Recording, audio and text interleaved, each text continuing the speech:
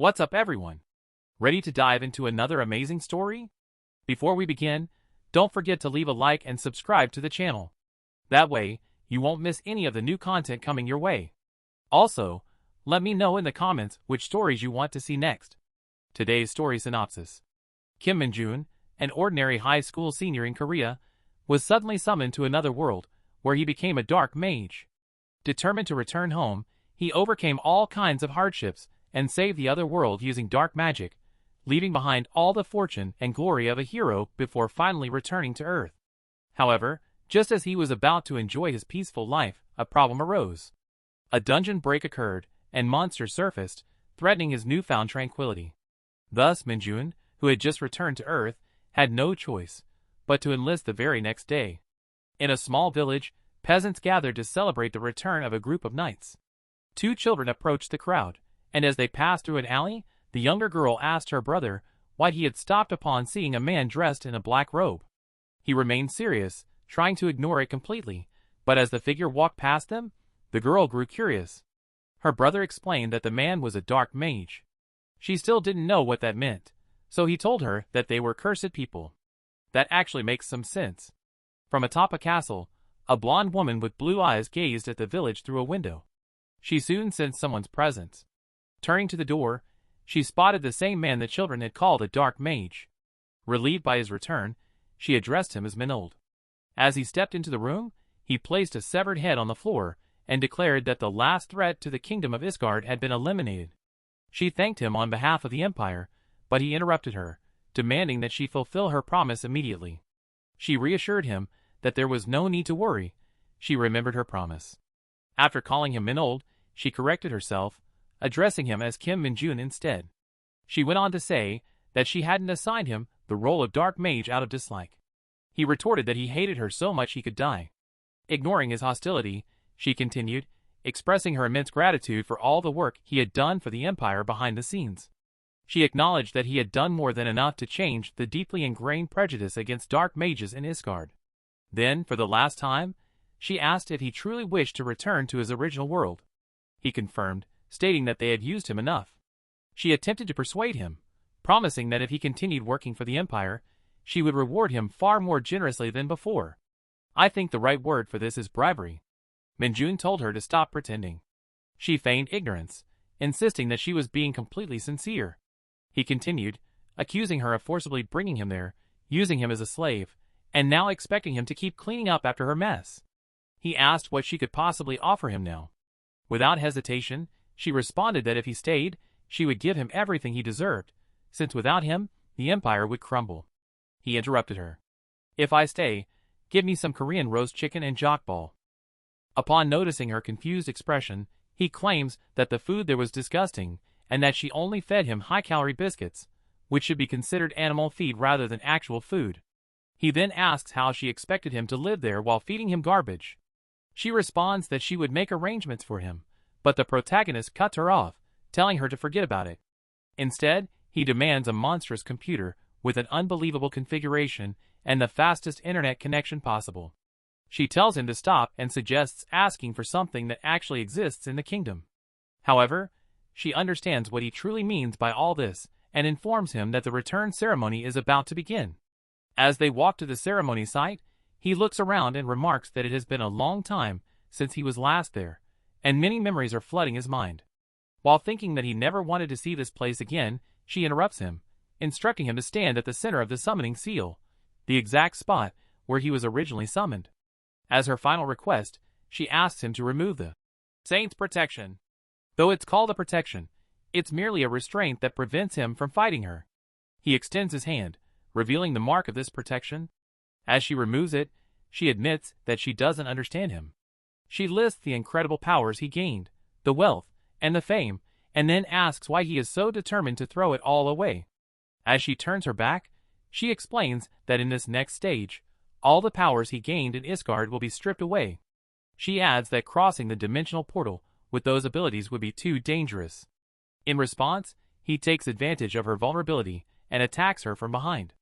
When she demands an explanation, he simply states that he worked too hard to gain these powers, and asks if she really believed he would just leave everything behind. Who would have thought? Falling to the ground, she realizes what he is planning. However, with dark magic alone, he shouldn't be able to activate the dimensional portal. Yet, while she remains on the ground, he somehow manages to open a portal using his own power. Panicking, she orders him not to go through it. In response, he casually flips her off, claiming it was an honor to meet her, and then steps into the portal. The protagonist is finally back in his own dimension. The first thing he does is grab his phone, which was lying beside him. While celebrating his return, he suddenly realizes that his internet connection is no longer working. A perfectly valid reason to be upset. Meanwhile, a group of soldiers is patrolling the streets, tracking something. They question why their superiors keep sending ordinary soldiers on a mission like this. Their leader takes the lead, and they turn into an alley. In that alley stands the protagonist, talking to himself about how it has already been 2 years since he was sent to another dimension. He continues grumbling about the internet, and how no stores are open at this hour. The soldiers are surprised to see a civilian in the area, as it had been completely restricted. They call out to him, asking what he is doing there. A moment later, a giant wolf leaps toward him. When he tried to defend himself using his demonic energy, it didn't work. So, instead, he placed his hand on the wolf's head and smashed it into the ground. He then commented that even though he was weaker now, he was still far beyond the level where a monster like that could defeat him. This reminded him of the grueling strength training he endured in Isgard. He attempted to ask the soldiers a question, but they were too startled and only told him to stay back. The soldiers ended up giving him a ride. On the way, they mentioned that they had no idea how he had managed to get so far, but it could have landed him in jail. However, since their commander had ordered them not to escalate the situation, they would simply let him go. They then asked if he knew what had been happening lately. He casually replied that he had been living abroad. Quite literally, actually. The dungeon phenomenon had first appeared when he was about 7 years old. Monsters had begun showing up in the real world. Along with the emergence of dungeons, superhumans known as Awakened had appeared as well. One of the soldiers riding with him thought to himself that the entire world was dealing with this situation, and there was no way the protagonist knew absolutely nothing about it just because he had been away for a while. That was highly suspicious. The protagonist then asked if people had been safely evacuated and, more specifically, if game developers were still around, and if it was possible to get a job at one of those companies. The soldier decided to explain everything he knew and commented that, despite how he might seem, he had actually earned an A+ in monster theory and dungeonology back in college. The protagonist asked if people were really studying this kind of thing in university now, to which the officer responded that it was hard to find a school that didn't teach those subjects. Now that's a cool major to study these days. The soldier continued, explaining that the reason the situation had become so bad was due to a strange phenomenon that had started occurring in dungeons 2 years ago. One day, dungeons began appearing much more frequently, growing larger as well. But the biggest issue was the increasing number of giant monsters emerging from these strange dungeons. Because of this, the military could no longer keep them under control. The situation spiraled so far out of hand that civilian areas had to be placed under lockdown. Since then, the military had been trying different countermeasures, but they were vastly outnumbered. The soldier then asked how old the protagonist was now. He answered that he was 21. The soldier noted that this meant he would be eligible for conscription soon, and mentioned that half the people his age were fleeing from the military draft. The protagonist was shocked since, theoretically, the duration of service was supposed to be 5 years for the Hunter Corps and 3 years for regular soldiers. The soldier explained that because the situation had worsened in recent years, all troops now had to serve for 5 years, not just hunters. He added that if the protagonist was 21, he had likely already received his draft letter. Kinda like me still waiting for my Hogwarts letter. The protagonist was in complete shock. The first thing he had wanted to do upon returning to his world was play Dungeon Power Fighter, but now, he had to enlist and serve for 5 whole years. Just then, a message arrived on his phone. It contained details about the date and location of his enlistment. He was stunned to see that it was scheduled for tomorrow, and the sheer coincidence of it all left him baffled. He then asked the soldier why they would summon someone for enlistment without even conducting a physical exam. The soldier explained that the army was severely understaffed. When the protagonist's parents went missing, he hid in his house and spent all his time playing games. It was during his 3rd year of high school that he was summoned to Isgard. Upon arriving in the computer lab, it felt like paradise, filled with various computers ready to perform any function. While he was playing, he spoke to the waitress, thanking the owner of the establishment for operating during such difficult times, and asked her to bring him a hot dog. She wondered how he managed to eat 10 different things at once. Hunger alone isn't enough for that, my goodness. After satisfying his gaming cravings, he searched for news articles online, and quickly realized that everything the soldier had said was true, including the enlistment date he had previously been notified about. Just like the text message indicated, it was set for tomorrow. If he still possessed all his powers, he could clear all the dungeons by himself. However, for some reason, his body was devoid of the demonic energy that was essential for his dark magic. Still, he wasn't completely helpless, and could probably still clear all the dungeons alone. He finally decided what to do. The next day, he arrived at the military enlistment location, and was met with a large crowd. He noticed that everyone present seemed to be sad, and then a message was announced for all soldiers to head to the auditorium immediately. Inside the auditorium, all the men who had come to enlist stood before the soldiers giving instructions. The soldiers asked those who hadn't had a chance to apply for the Hunter Corps to raise their hands, reminding everyone that treatment for hunters was exceptionally different compared to regular soldiers. When no one raised their hands, the speaking soldier commented that this was merely a formality, and there was no need to worry. It was then that another soldier beside him informed that there was a volunteer. The protagonist had raised his hand. Kiss shyness goodbye. The commander ordered the individual who raised his hand to come forward immediately. The protagonist used his tremendous strength to leap in that direction, causing the ground beneath him to shake. Upon reaching the designated spot, he introduced himself as Recruit Kim Min-jun and expressed his desire to apply for the Hunter Corps. A soldier questioned him about whether he had just said his name was Kim Min-jun. He confirmed it, and then the soldier told him to wait because a member of the Hunter Corps would be arriving shortly. The soldier commented that the protagonist seemed enthusiastic and asked if he had a special reason for wanting to join the Hunter Corps. The protagonist replied that he had some business to take care of in the dungeons. All the dungeons that had appeared in Korea were managed by the army, and the front line in combating the monsters clearly belonged to the Hunter Corps. They were a unit with high individual skills, and it was an organization where you could advance in rank regardless of your length of service, as long as you proved your abilities. A soldier entered the room, saluting and introducing himself as Sergeant Lee Sung-do from the Hunter Corps. The first thing he asked was whether the protagonist truly had the skills of a hunter, stating that if he had awakened as a hunter, he should be able to open a status window. The protagonist then opened that window, and the soldier asked what he saw. He replied that he had a message indicating there was an error, and the soldier asked if Kim was joking with him.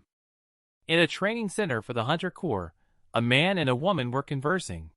The man remarked that the last time he had seen her was in Watchan, which had been 10 years ago, and he hadn't expected to meet her there again. He invited her to sit down, addressing her as Sun Yunseo. She replied that she wasn't a hunter yet, and like everyone else who had enlisted, she was still a recruit. How humble of her. She then continued, asking if he had called her there because of her father, expressing that she didn't want any special treatment during her training period. He responded that she must have misunderstood him, and clarified that, obviously, she wouldn't receive special treatment, since the Hunter Corps was not an easy organization.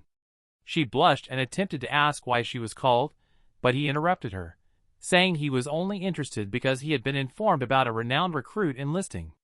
He added that it couldn't have been easy for her to enlist as an ordinary soldier instead of an executive, and thanked her as a citizen of the nation. Upon arriving at the testing area, the protagonist was amazed by the size of the place. The soldier accompanying him warned him not to get too excited, as his enlistment in the Hunter Corps had not yet been decided. He continued, saying that since he was a special case, he would test him personally. The protagonist asked what the test would entail, and the soldier pointed to a massive crystal beside him, stating that he only needed to move that structure by at least 1 centimeter. Feeling confident, the protagonist asked if that was all and approached the crystal. As he prepared to push it, Sun Yunseo appeared with the man she had been talking to. This man commented to her that the recruit had demonstrated incredible physical abilities in front of the entire battalion, but his status window showed an error message. He added that he had never heard of a case like this while being the training commander of the Hunter Corps, and expressed great hopes of seeing how unique this recruit would be. I wish someone had that kind of hope in me. Now facing the crystal, Everyone expected him to merely try pushing it, but he surprised everyone by closing his fist to punch the crystal instead. He did just that, resulting in the complete destruction of the crystal. A group of recruits was undergoing intense training, and one of them remarked that something must be wrong, as even before enlisting in the Hunter Corps, he knew the training would be tough. Considering that they would participate in battles immediately after finishing the training, they would train like crazy for 4 weeks. As if that weren't enough, an instructor closely monitored the exact number of seconds it took to complete the training. This was something everyone expected. With such harsh physical training methods, they thought they could only slightly improve their stats, until they encountered just how absurd the protagonist's physical abilities were. The protagonist trained alongside them. While everyone else seemed exhausted, he felt on top of the world. He thought to himself that if he had his demonic energy, he would be able to fly. Compared to Isgard's outfits, the military uniform definitely suited him. The meals served in the Hunter Corps were delicious, and above all, after completing his schedule, he still had free time. They had mentioned a computer room within the facility, equivalent to those outside the military. A paradise for a gamer.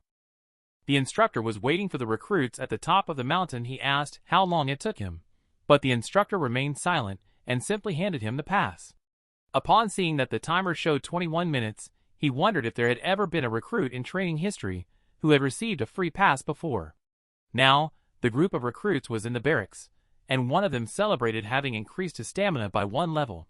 Hearing this, the protagonist recalled his training in Isgard, where he was forced to raise his stats by 10 levels every day.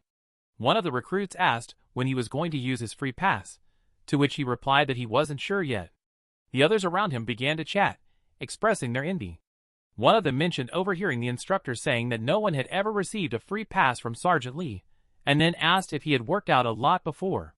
The guy must have been on a supreme pump.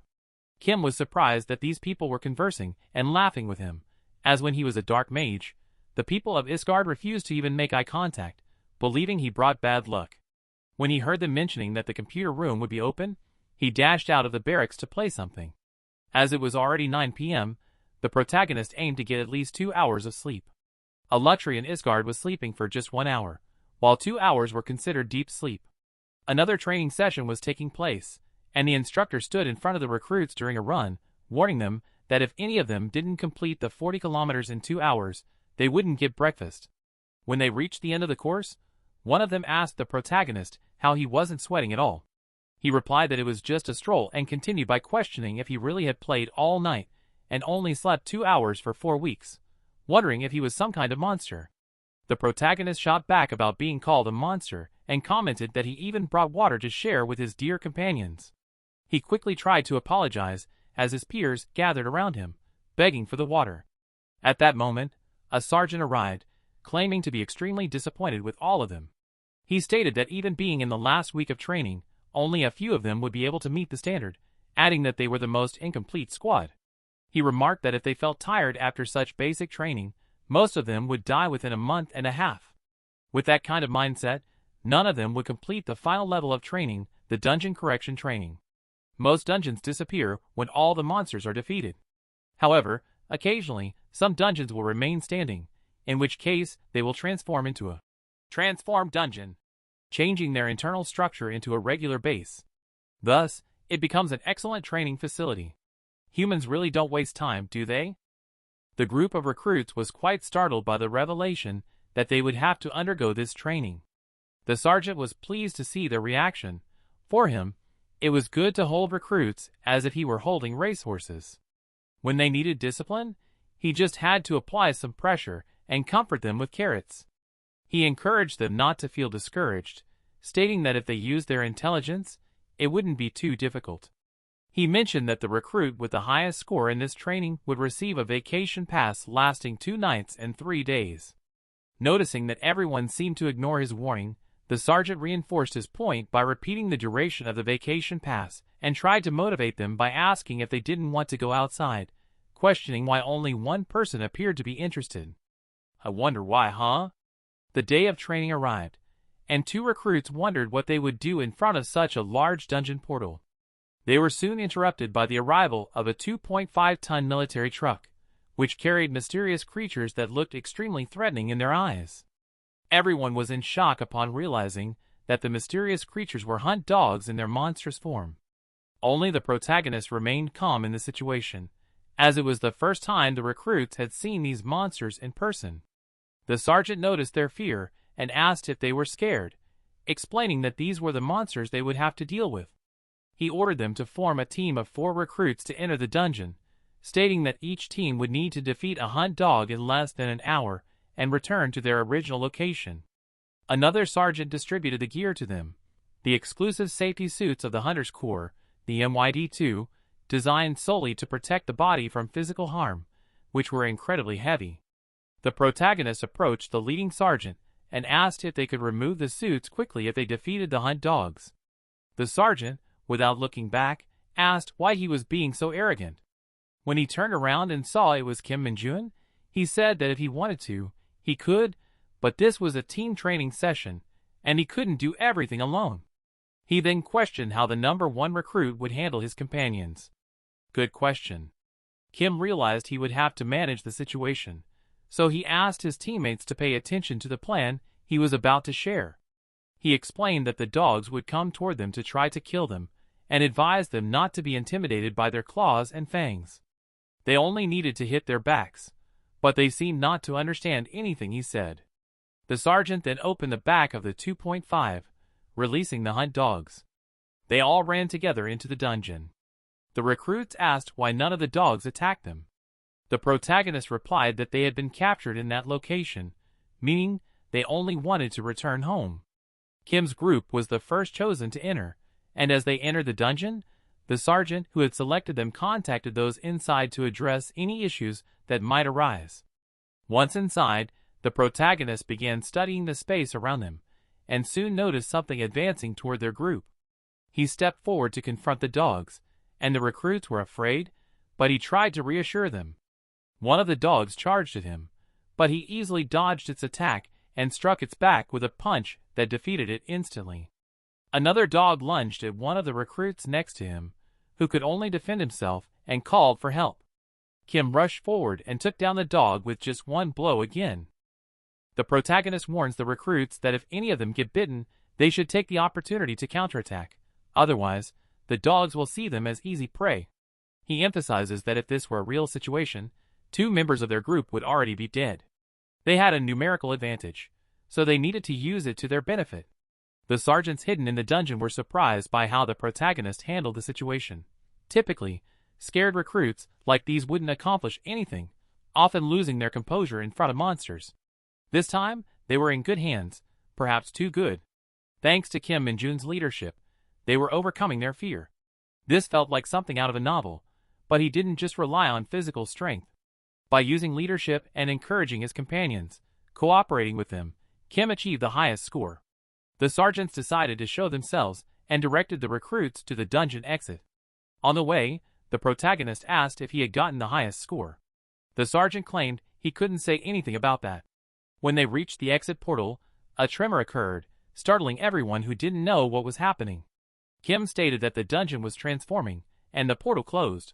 One of the sergeants explained that something unexpected had occurred and warned that they would have to wait an hour to see if the portal would reopen. He tried to reassure the recruits, saying everything would be fine. However, things didn't quite work that way. The reason they trained in the dungeon was that they were certain unexpected situations like this wouldn't happen. The protagonist had already noticed that the sergeant seemed nervous about what was going on, even though they were trying to maintain a calm appearance. A performance worthy of an Oscar. If this transformed dungeon became a sealed one, it would be more challenging than Kim had imagined.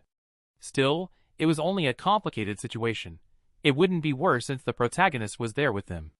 If a transformed dungeon became a sealed one, the entrance and exit portal would disappear and would only reopen upon the defeat of all the monsters inside. As the group of 4 recruits and 2 sergeants moved through the dungeon, the protagonist sensed something strange was happening. Suddenly, one of the sergeants began having an epileptic seizure. The other instructor rushed to help him, but the protagonist's attempt to assist was unsuccessful, and he too began to have a seizure, causing panic among all the recruits.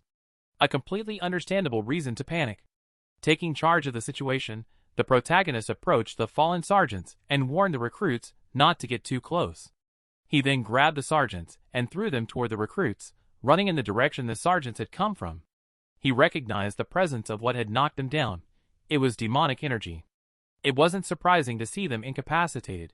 Even the Asgardians were shielded by a special protection that safeguarded them from demonic energy before facing monsters. Logically, it would be even more fatal for ordinary humans. Upon reaching the source of the demonic energy, the protagonist noticed that the area was completely quiet. He couldn't find any trace of a monster. But looking up, he spotted a giant wolf, which was undoubtedly the source of this energy. The protagonist had never dreamed he would encounter the dark wolf here. The first time he faced this monster was during his first year in Isgard, where he almost died due to his lack of experience. Anyway, he was now happy to see a familiar face and charged at the wolf, defeating it with just one punch. The immense amount of demonic energy that emanated after its death was the main reason why these dark wolves were difficult to defeat. It was a nostalgic feeling to absorb that energy again after so long, but the protagonist still questioned how it was possible for monsters like these, usually found in Isgard, to be in a place like this. He considered that it could be possible if some monsters from Earth possessed that energy, but judging by the reactions of the sergeants, it might have been their first encounter. The instructors finally woke up, and their first reaction was to ask if everyone present was okay. One of the recruits mentioned that Kim had gone deeper into the dungeon alone. The sergeant wondered how he could have done such a thing without hesitating first. During his thoughts, one of the recruits caught his attention. The protagonist had returned, carrying the dark wolf on his shoulders, which surprised everyone since that creature didn't resemble the wolf they usually fought.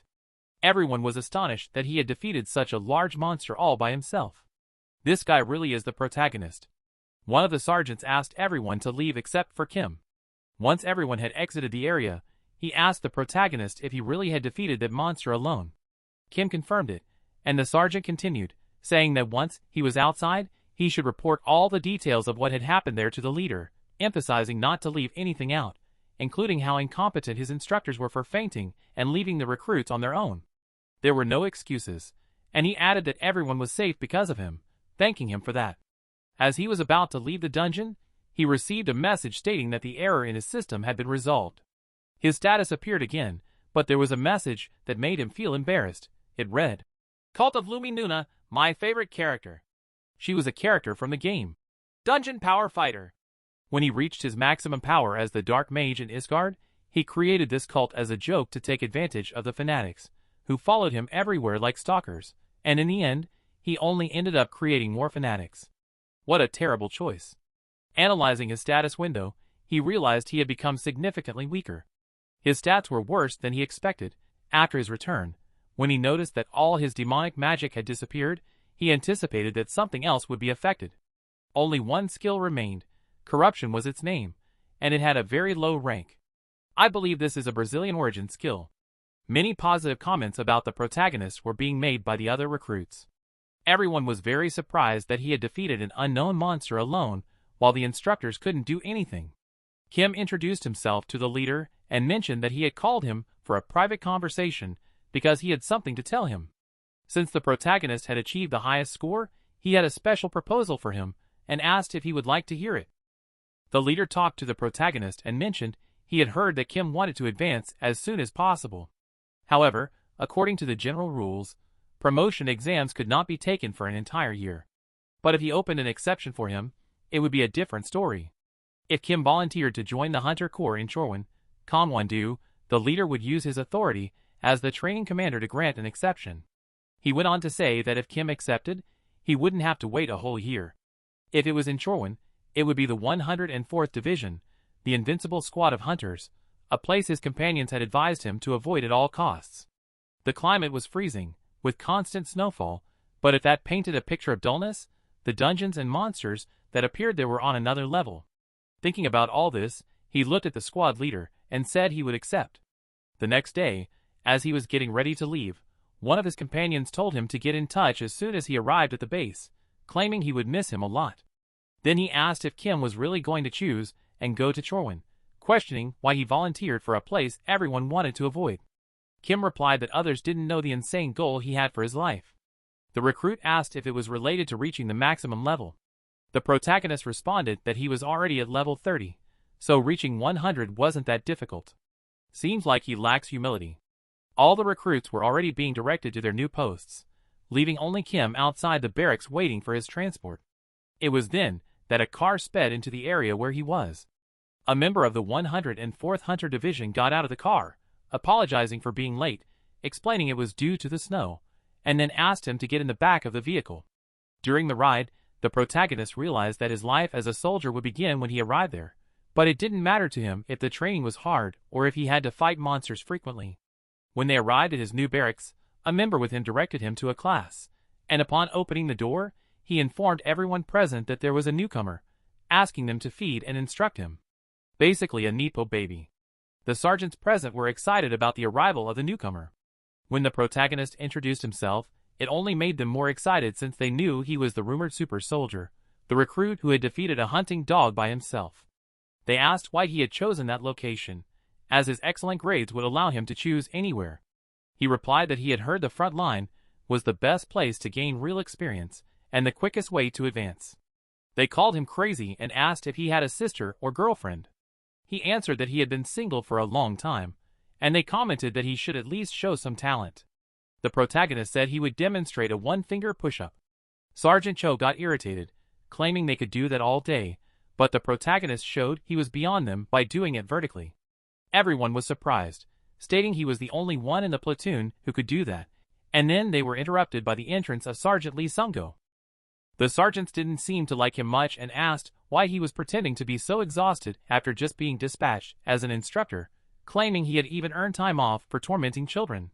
He pretended to ignore them, but soon replied that he had taken 4 days off and asked them to leave him alone. As the two sergeants left, he laid down and started watching a video on his phone. He spoke to another guy there, asking him to properly instruct the rookie. The guy introduced himself as Lee Doing-jin and invited him to grab a bite. This almost sounds like a date. While they ate, they talked about the permissions they had. Lee mentioned that people at his level, known as first class, had permission to eat out only on weekends, and starting from the rank of corporal, they could use the gyms and computer rooms. The protagonist was surprised by this information. Lee commented that, unfortunately, it wasn't something someone of his level could change and mentioned that being a sergeant in the Hunter Corps wasn't easy, as he had been trying to pass the exam for 3 years. Their conversation was interrupted by a man asking what they were doing. Lee called him Sergeant Kim Gwangshik and invited him to join them. During the chat, this sergeant turned out to be extremely arrogant and insufferable, provoking the protagonist's anger and causing him to activate a bit of his demonic energy. When the sergeant sensed it, he jumped out of his chair, claiming something felt off, and then left the area. The protagonist asked what they were going to do next, and Lee replied that they were heading to firearms training. In this training, they would basically use more powerful ammunition with greater recoil, since monsters would appear more frequently around there, making firepower crucial. During the training, the protagonist hit 19 direct shots and missed only 1, leaving everyone present surprised. One of the sergeants mentioned that his record had been 14, and the battalion commanders were also astonished. The man who had brought him there claimed he was excited to see him during the special firearms training.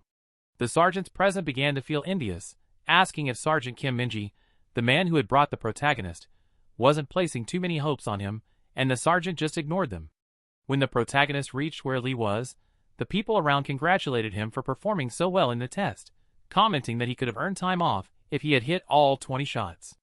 The protagonist then asked his superior what the difference would be during the special firearms training, claiming he hadn't heard much about it. Lee apologized, saying he hadn't expected him to be such a good shooter. Add another one to the list of humble characters. Lee continued explaining that new recruits usually didn't participate in this training until they got used to this type of ammunition. He then gave a brief overview. This training consisted of a team of 2 entering a training facility and eliminating monsters along the route. Since the monsters weren't too dangerous, they would be dealing with moving targets. He also warned that the protagonist needed to be ready to counterattack. Another thing he needed to worry about were the civilian targets, which had a warning prohibiting any harm against them. If he hit a civilian even once, he would be automatically eliminated from the test, no matter how many monsters he had defeated. One of the Hunter Corps members present told him not to worry about handling real monsters, as the executives would be controlling the entire situation. Hearing this, the protagonist felt extremely excited about dealing with live monsters, which seemed much more fun than everything he had experienced in the previous facility. Enjoying the story so far? Then give that like to show some love and comment on what you think. Don't forget to subscribe so you don't miss the upcoming stories, which are going to be awesome too. While everyone was eating, Lee told the protagonist that he couldn't believe he had hit 19 shots, claiming that he was born to be a soldier. The protagonist acknowledged that his 13 shots were also a good result, but added that he was still behind Sergeant Sungo, who had hit an average of 17 direct shots, making him the best shooter in the squad. The classic sharpshooter. Lee reassured him that Kim would do great in the special firearms training. The protagonist then asked if Lee would be his partner since the training was a team of 2. Lee replied that only the executives decided the teams, so he couldn't guarantee anything. The protagonist inquired if they had any criteria for choosing partners. Lee responded that, according to the rumors he had heard, a draw was held among the executives to pair up the teams. At the training location, a man was giving instructions, telling everyone to grab their bulletproof vests and head to their posts. The sergeant who had been rude to Lee before was now his partner, and he started by saying that the average time to complete the test in the squad was 3 minutes, urging the rookie to beat that time like all the previous ones. He threatened that if the protagonist didn't finish before 3 minutes, he would make him regret it. Noticing the protagonist staring at him without responding, he asked if he had lost consciousness, and if those 19 shots had been pure luck. The protagonist replied curtly that he would do his best. The sergeant stated that he didn't care if the protagonist did his best. He only cared about the results and added that if the protagonist finished after him, he would die. He then told him to take a look at the team ahead of them and observe what they were doing. As the duo began the test, a panel revealed the linear trajectory they would follow. The protagonist noticed that the monster icons varied in size. The sergeant explained that the size of the icon depended on the level of danger the monster presented, and encounters with monsters of different difficulty levels would be entirely by chance, so there was no way to know what to expect until they arrived. At least this wouldn't be too big of a problem for the protagonist. However, as the soldier neared the end, he came across a giant worm monster. The soldier who faced the frog had already defeated 2 of them, and finally reached the button he needed to press to finish the test, completing it in 2 minutes and 24 seconds. The sergeant who was the protagonist's partner commented that they had made a bet. Kim then suggested they do the same, stating that the loser should grant the winner a wish like a man. The sergeant claimed he didn't have a wish someone in his position could grant but accepted, saying he would give up 3 months of his salary if he lost, and the protagonist agreed. Now it was their turn. As the protagonist approached his path, he harbored resentment towards the sergeant. He knew it wasn't mature on his part, but he couldn't muster the maturity to tolerate someone who provoked him. He began the trial by releasing his demon energy. The members watching outside discussed the bet they had made, with one commenting that it was impossible for a rookie to beat a sergeant. However, as they spoke, a tremor shook the room, and they realized Kim had encountered one of the strongest monsters in the test. The monster was devouring a giant rat, and upon noticing the protagonist, it hurled its food at him. He easily dodged and started fighting, using a good portion of his power. He landed a punch on its arm, completely destroying it, but quickly realized that it regenerated its lost arm into a giant blade. Not exactly an appropriate style for an arm, I'd say. One of his superiors, watching the trial from outside, recognized that the monster the rookie had encountered was a cyclops, and was extremely surprised since this monster only attacks if it senses its life is in imminent danger. During the battle, the protagonist noticed that the attacks hitting the monster's eye took the longest to regenerate. The monster then tried to crush the protagonist with its hand, but he easily dodged while commenting that it didn't make sense for them to use such a violent monster during training. He questioned how it could still detect his presence even after he crushed its eye and wondered if it was reacting to his demon energy. Meanwhile, the superior was rushing to rescue the rookie, blaming himself the whole time for the tragedy that was unfolding. As he ran, the sergeant competing against the protagonist celebrated his time of 2 minutes and 30 seconds, boasting about his current speed and claiming the rookie had failed as expected. He wondered how he would spend his salary. However, he was taken by surprise when he saw the protagonist already at the button, just waiting to press it in front of him. The protagonist did just that. Revenge is a dish best served cold, but in this case, it must have been ice cream.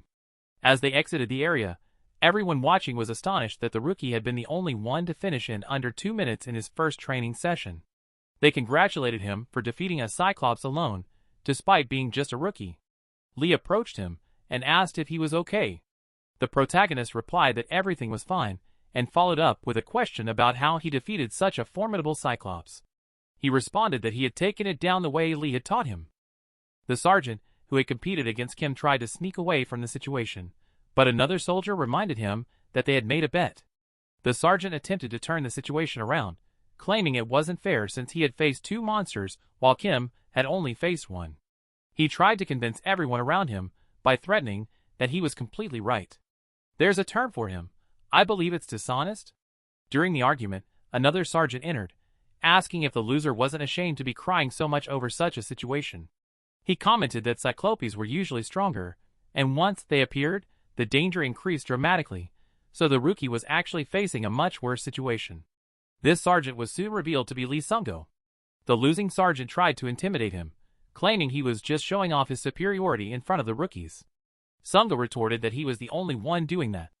The loser then asked him to stop embarrassing him in front of the kids, and said not to take his joke seriously.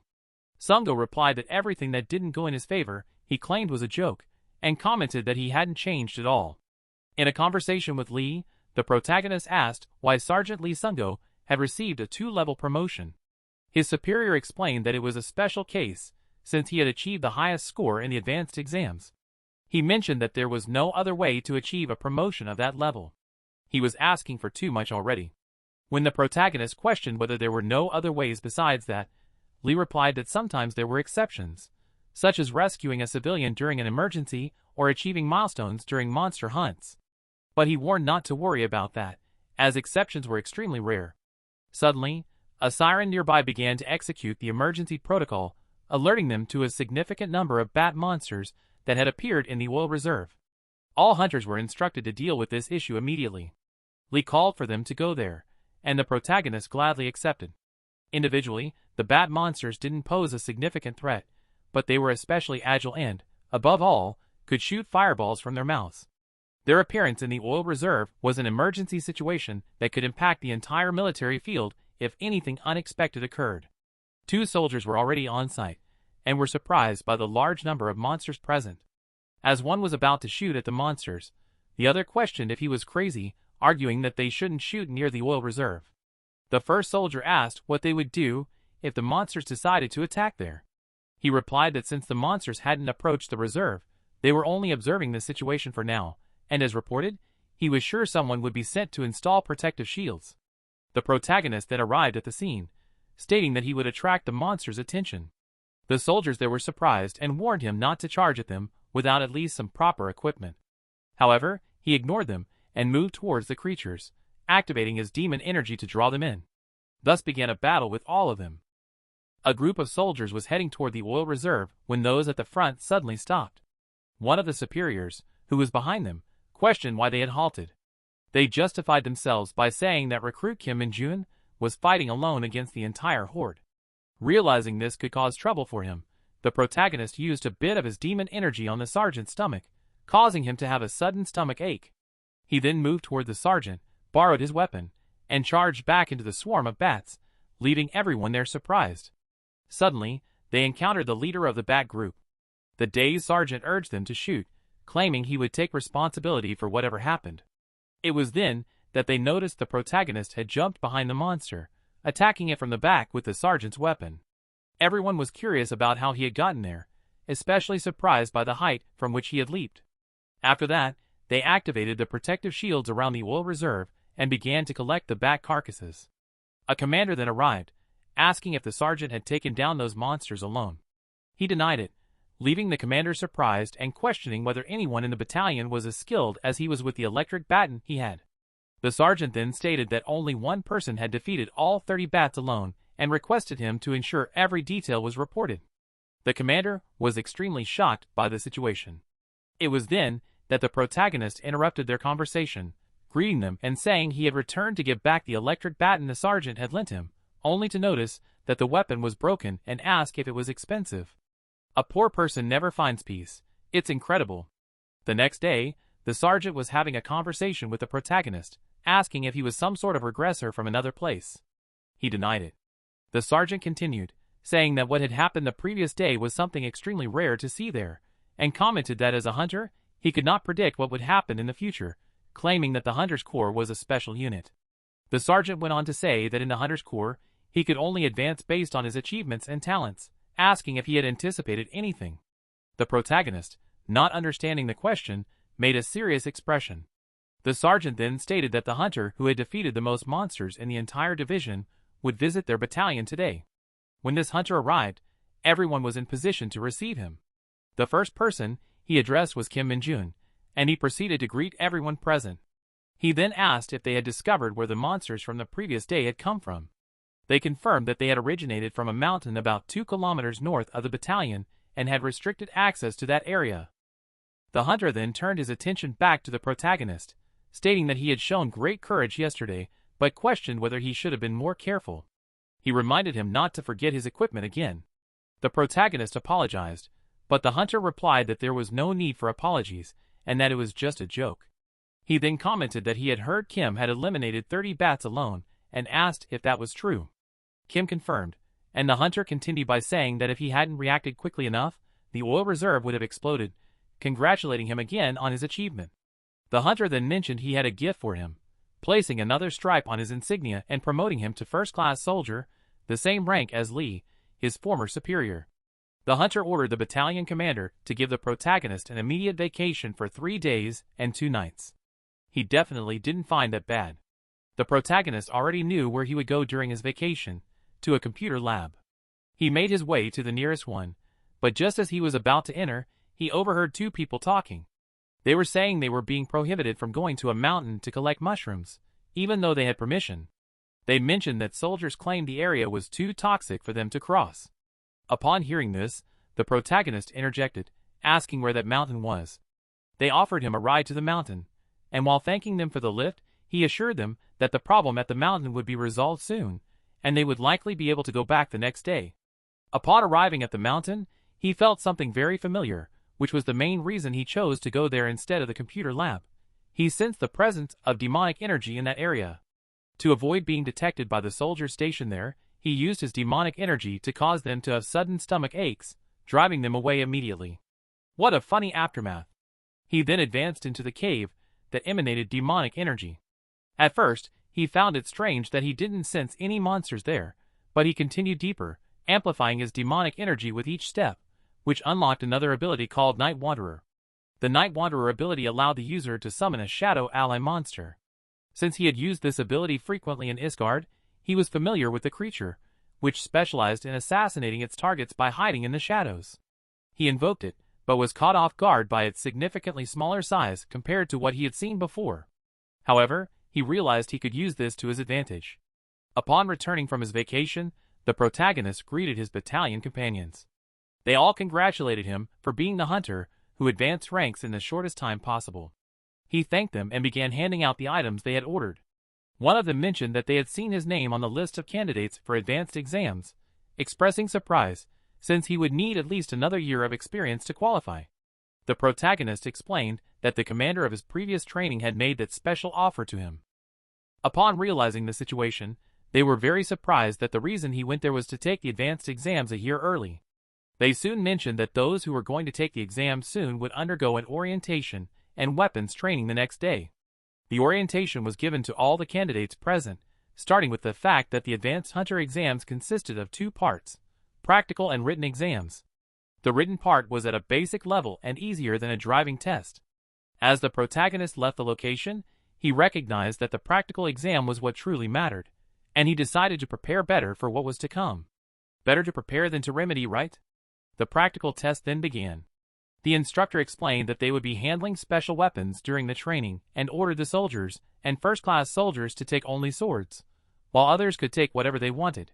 He then began teaching the basics of fencing from the Hunter's Combat Manual, advising them to follow the guide blindly and to use the teachings as the foundation of their attacks, adapting them to their own styles. He demonstrated how to handle a sword, particularly how to adapt it to one's fighting style. All the soldiers seemed to struggle with the swords, but the protagonist used his as if it were an extension of his body, standing out from the others. This caught the instructor's attention, and he ordered the protagonist to come up to the podium, where he used him as an example for the other soldiers. While the protagonist was resting, the instructor approached him, congratulating him on his great performance and offering him something, saying he should eat it when he was alone. It was then that Lee appeared, congratulating him on the excellent fencing demonstration he had just given and kindly asking for his help when he had free time, commenting that he still had some difficulties with his sword.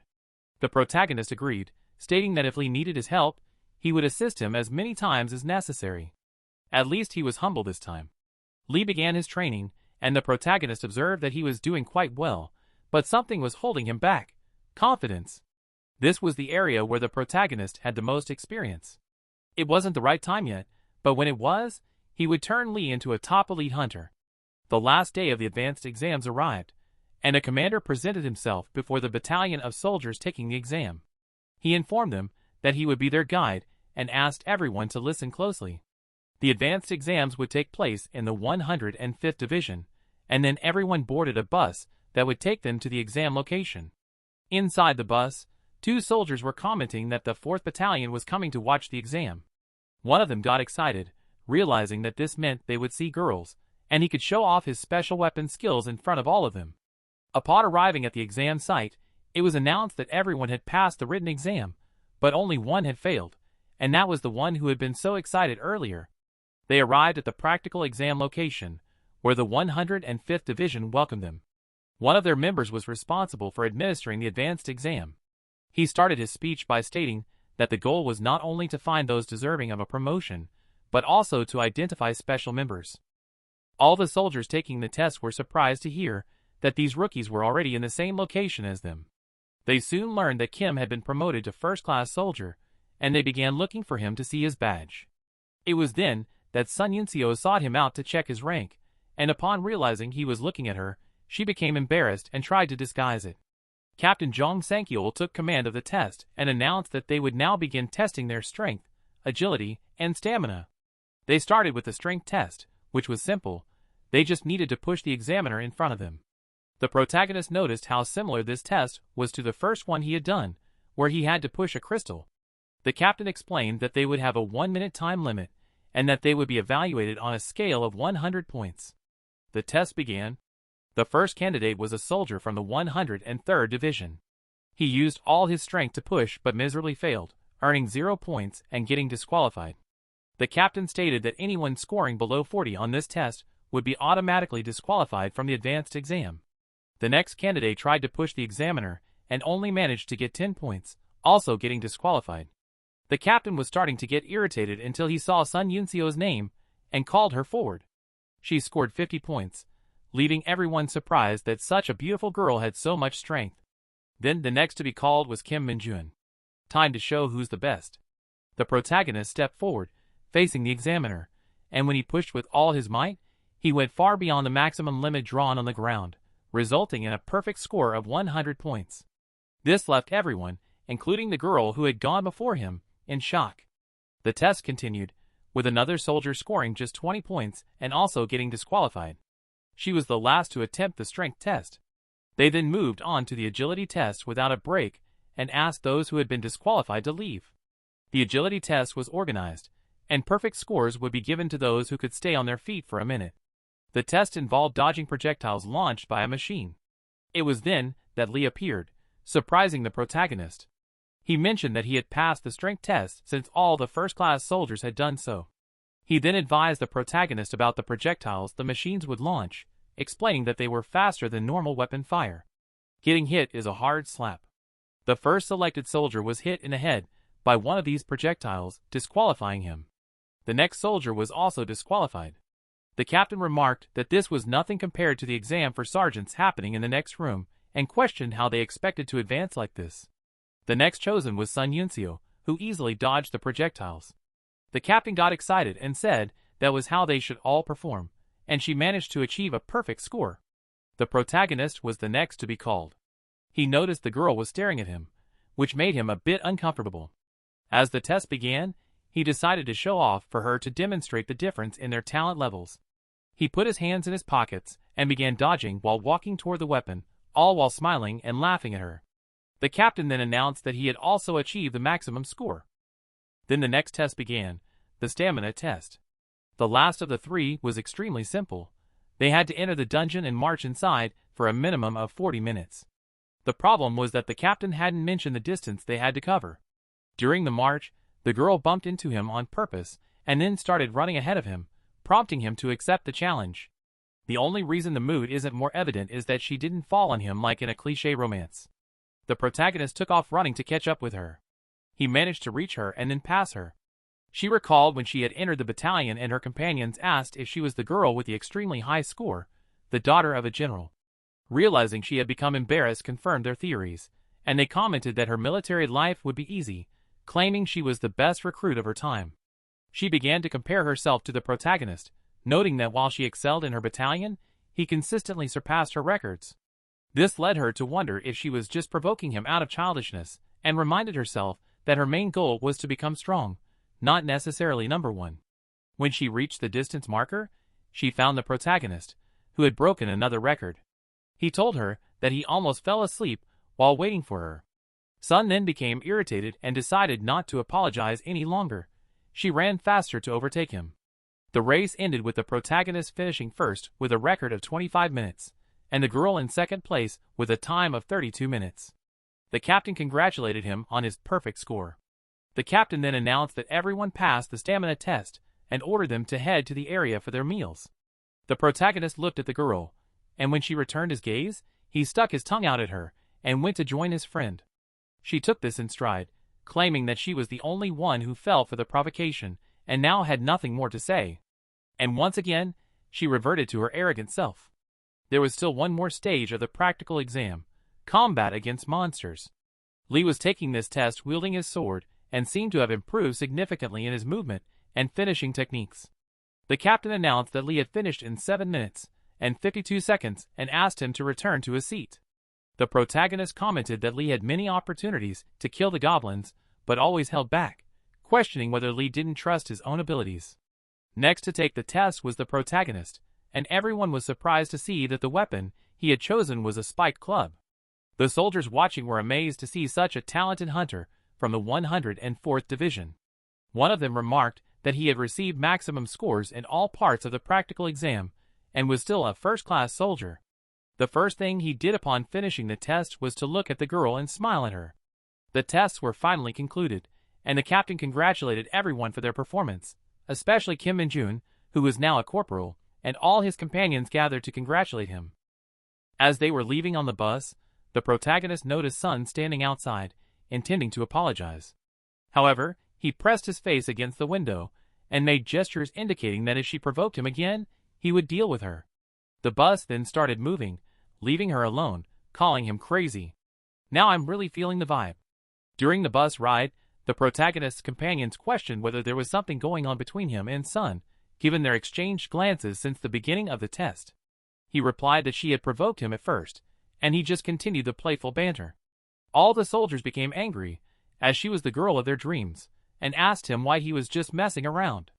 He replied that she wasn't his dream girl, prompting them to ask who was, to which he answered it was Lumi. When they arrived at the barracks, the lieutenant treated them to an extraordinary dinner, and everyone remarked that he seemed like a different person, thanking the protagonist since it was likely due to him. Sergeant Sungo entered the area where they were and mentioned that he had just submitted the report to the administration. As compensation for someone in his squad achieving maximum scores in the advanced exams, the commander had sent Kim Min-jun a case of beer. The protagonist was now outside the barracks and summoned the shadow monster. He had decided what to do with the little monster and noted that he didn't need it to kill anyone.